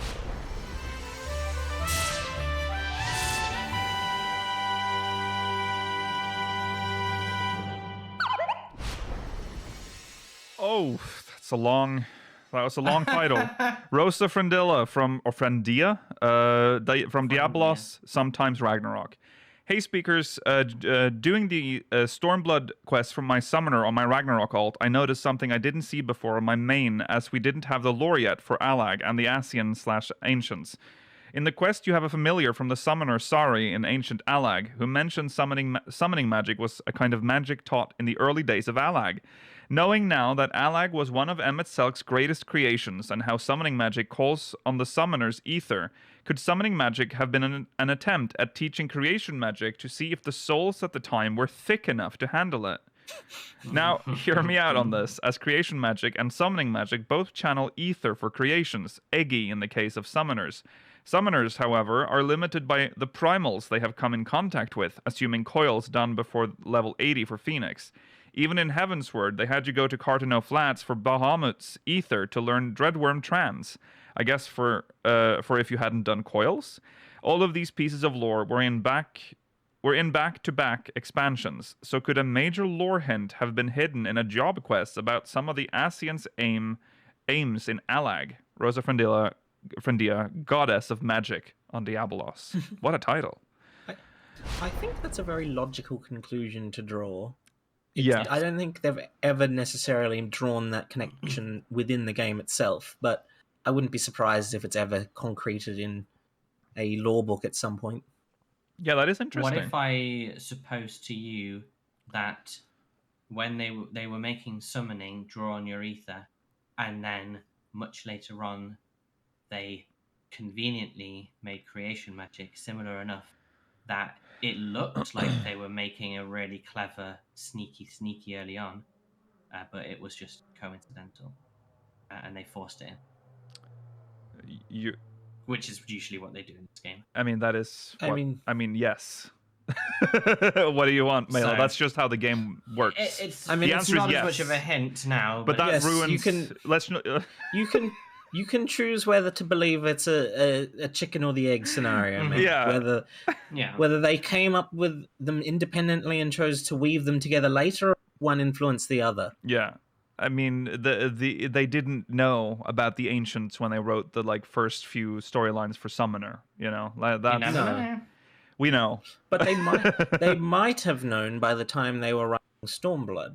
That's possible because they do already have outlines for Shadowbringers by the time they were working on Stormblood. True that. I suppose the interesting part is whether Emet-Selch was trying to teach creation magic or not. That's probably the interesting thought experiment. But also, Emet-Selch is not the only Ascian that had a hand in the Allagan Empire. He was responsible for essentially the creation and leading of it, but there were other Ascians there, like that's true. What's his name? Hermes. Yeah, true. Hermes. Oh, he was awoken in it, though, wasn't he? Yes, but then he continued to work as a Mon. Yeah, that's true. Yeah. Do you think then that they had a hand in the creation of summoning magic? Because it's very mathematical if you do the Arcanist side of things. See, the thing is, summoning is not really attached to Arcanima. No. Arcanima is more so related to the evolution of scholarly magic. That's why summoning predates Arcana, or at least predates Arcanists as we know them by 2 eras, as far as we know. Mm-hmm. Yeah. I feel as if Arcanima and scholarly stuff is more mathematical, and Summoner is more vibes based. Yeah. Yeah, I think that's pretty accurate. So even if they had a hand in summoning magic, we big-brained Eorzeans added to it with Arcanum. Yeah. Well, no, Eorzeans didn't make Arcanum. Or whoever. Wait, who made Arcanima? The Lullafels of the South Sea Isles. The South Sea Isles. The Lullafels. Who we now also know they got a key and opened a portal to the 9th. Yeah, they did. Yes. But not all of them, only the ones from that island. Yeah. God. There's a lot of lore. Rich tapestry. It is. There's a lot. You have to. God, you need to know a lot to be fully fluent in Eorzean lore, Hydaelyn lore, Etheirys lore. Fuck it. Who knew that? We say Hydaelyn on this show. Who would have thought that Aloe Island would have had such an impact upon Dawn Trail when we first did it? It felt like the least connected to the lore of the world up until that point, and yet it turns out it was a link to what would come. Mm-hmm. Okay, well, thank you for sending in MogMail. If you have a couple of weeks now to send in more MogMail, speakersofv.com/MogMail, while we are away for a new season, season 11. Do you want to let people know about what you might be concerned about if people may have sent MogMail that might be lost? Well, if you haven't seen your MogMail so far, there is a chance that it might... Well, we don't know. Investigations are underway. I don't want to say anything because I think that might have just been a one-off because I was... Okay. Yeah, maybe I fat-fingered it too. A dream. I don't know. I need to yeah, that's possible. It very well might have been a dream. Might have been a dream. I was still in bed when the event occurred. This is making it sound very mysterious. Okay. Anyways, moving on. Last point here. Starlight 2024. Oh, one of our favorite events. Yeah, I love Starlight. This year, we got a new instance area. And I love that. Which dynamically changed as well. One step further for me. What did you say, Mela? I just wish it went one step further. At the end. Well, let's discuss that in a bit. We'll get to the end at the end of this. Yeah, we'll do a quick quick summary. Summary is the word I'm looking for. So yeah, we have always forget her name. The Mikote. Amgaranji. She's back, and she is looking to... They're working on a market. They want an outdoor market for this year's Starlight celebration. Mm-hmm. And everyone's basically missing out on current sales to set it up, so there's a lot of goodwill here. Yes. And the story is quite simple. You're essentially assisting in setting this up. Those two little girls children from last year. One is a boy. Okay, those two little children. That's why I said children, Mela. I was, I don't remember that. They're just children. Yeah. Tenny is a lad, and I don't remember the name of the girl, unfortunately. Yeah. Those two childs want to help out this year. Mm-hmm. They've been sneaking around, and they've already got an idea of how we can help out. Yeah. So one of the things they've been thinking about is they want to provide some. Well, they ask you what you think would what I don't remember the wording, like draw them in or help them or whatever. Yeah, keep them comfort them. energized. Yeah. And you can choose either something like a hot drink or something sweet. Drink, yeah, hot drink. Which is the same thing ultimately. Yes. So they Kinder Punch. Yeah. Well, no, I liked that they didn't call it Kinder Punch in Questline, though. No, they did not. That's fair. Not only because it would mean Gridanians are heavily German. The German. But also it doesn't necessarily then mean that it could have been multiple. The Ellison with the French name providing a German drink. Yeah. Gridanian's too weird. So we go to Mother Duskwhite lore a bit scary as well. Mother Mian, yes.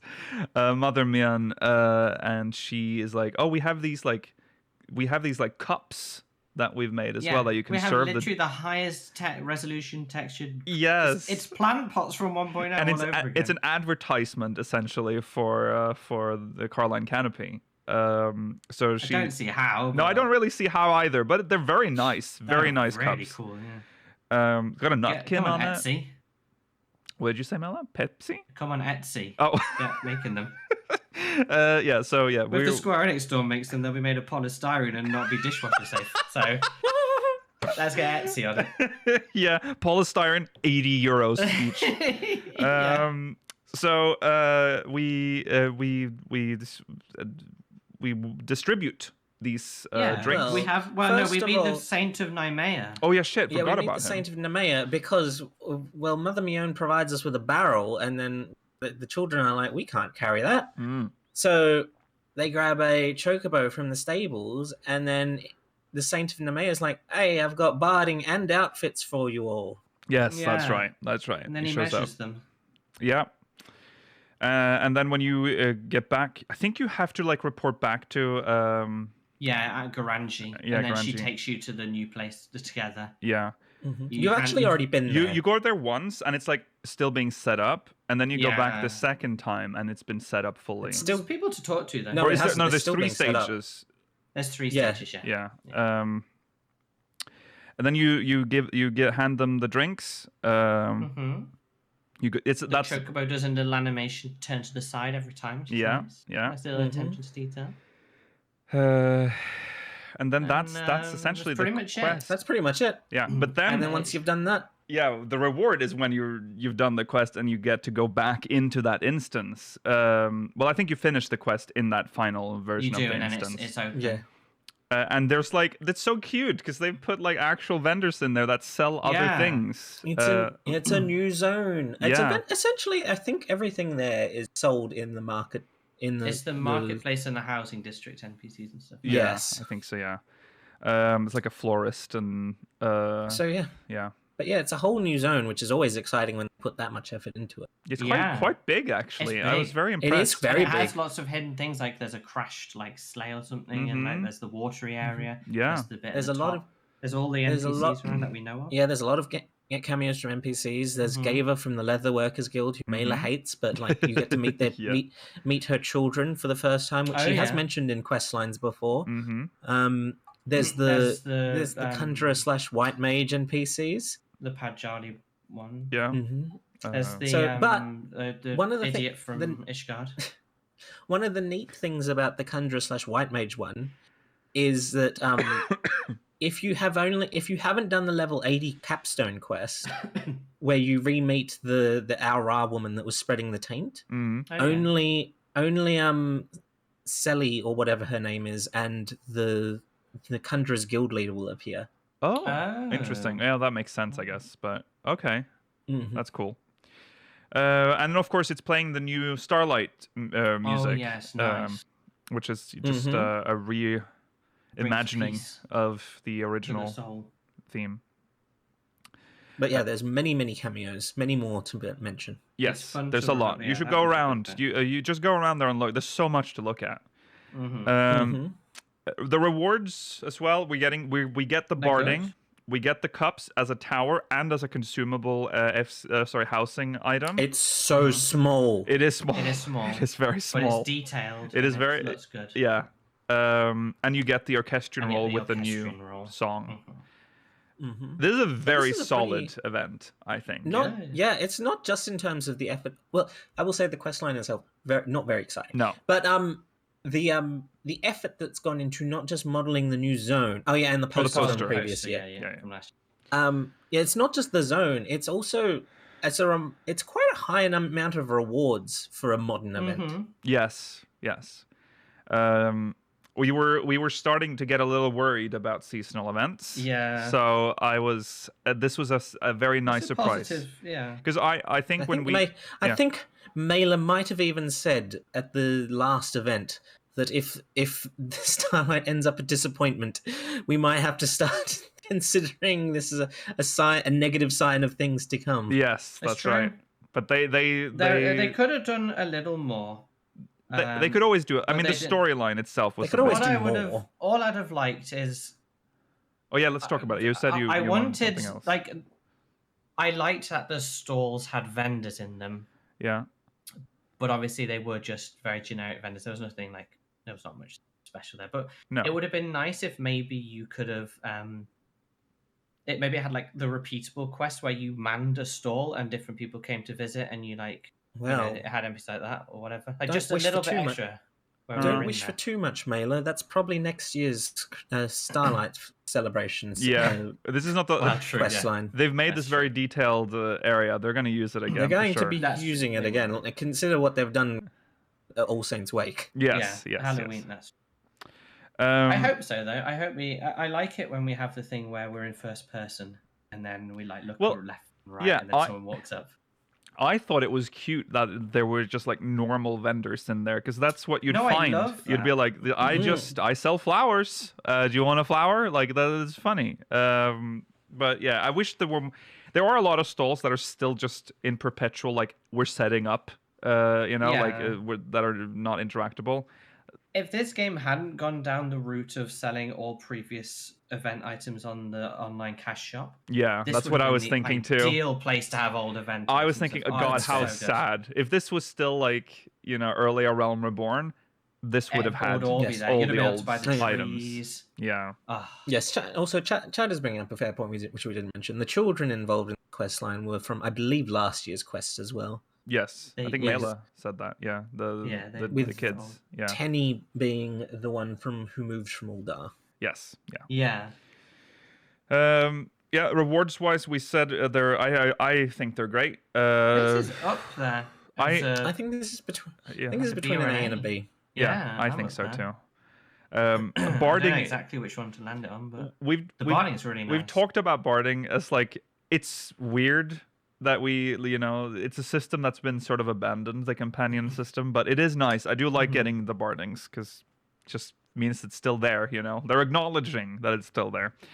For good vibes and like good vibes, having a Christmas market, which I love a Christmas market. Yeah, maybe just say an A. It's a new song as well, which is unusual for a seasonal. Yeah. I think there's only like, I don't know. There's stuff they could, maybe next year they'll be like, we can do the stall, and like maybe there'll be a choir stage and we can do the choir minigame again or something. Yeah, that'd be fun. That'd be fun. As an intro to this new.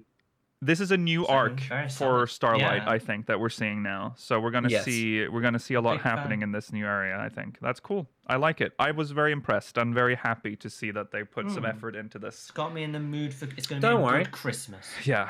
Don't worry though. It'll get you right out of the mood once we hit Heaven's Turn. Right. They have to. What? Oh yeah. What are they going to do this year? We are going to. They have no ideas left. We're going to. We're going to do our fortune for the year, I hope. Our fortune for the year. They're going to be. We're going to pound some mochi. We're going to pound some mochi. We haven't pounded mochi for a while. It would be nice to do it again now, actually. It's been a while. Don't say that. Bring back the mochi pounding. Oh, God. If we compare Starlight to last year, what was last year's Starlight? It was... these children's stories. That was the children. Yeah. Yeah, it was about Tenny. He felt he didn't want to celebrate Starlight because like he couldn't spend time with his friends. That was a fairly they all still long... But then they came over, or something. Like we went to. No, Uldar they didn't come over because we originally said hop in, children.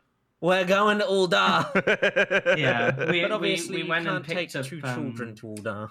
We got notes from them and then brought them back. Right. I remember that. Okay, yeah. That was a nice one, and we got an outfit last year. Yes, that's true. Wait. Mm-hmm. Did we? What was the outfit? We got the unorthodox saints. Oh yeah. We were because we were being the male person. So. Right. Yeah, so solid. That's our official stance on Starlight 2024. A's a bit more than solid. Yeah, super solid. Very, very solid. Merry Christmas. Merry Christmas. one might even use the word good. Yes, that's right. I would perhaps be willing to strike. Merry Christmas, you say, Mela? Sorry. Go away. Go away, Nissa mother. Go away. All right. That's the show. That's the show. That's the year. That's the year, guys. That is 2024. Wow. What a year. What about 2025? Will that be even wower? I hope so. Let's see. I hope it'll be a good year. He used the word good there. Wow. I used the word good. Yeah, that's it for this year. We'll be back, but it makes it sound more severe than it is. We will be back on the 2 weeks. In 2 weeks, so it's not that crazy. But you are going to miss us. You are going to miss us. You will miss us. You will miss us. There will be if a week. If you don't miss us, don't come back. We only want people who miss There us. will be one episode that you know there'll be a gap without speakers for one week, but you'll live. All right, that's it.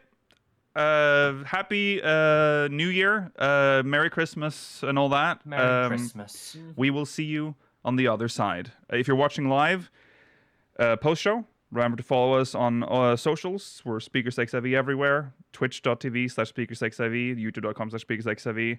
Exclamation Discord in chat if you're watching live. If you want to join our Discord server, and if you're watching on demand, link is in the description. All right. Thanks for watching, everybody. Bye.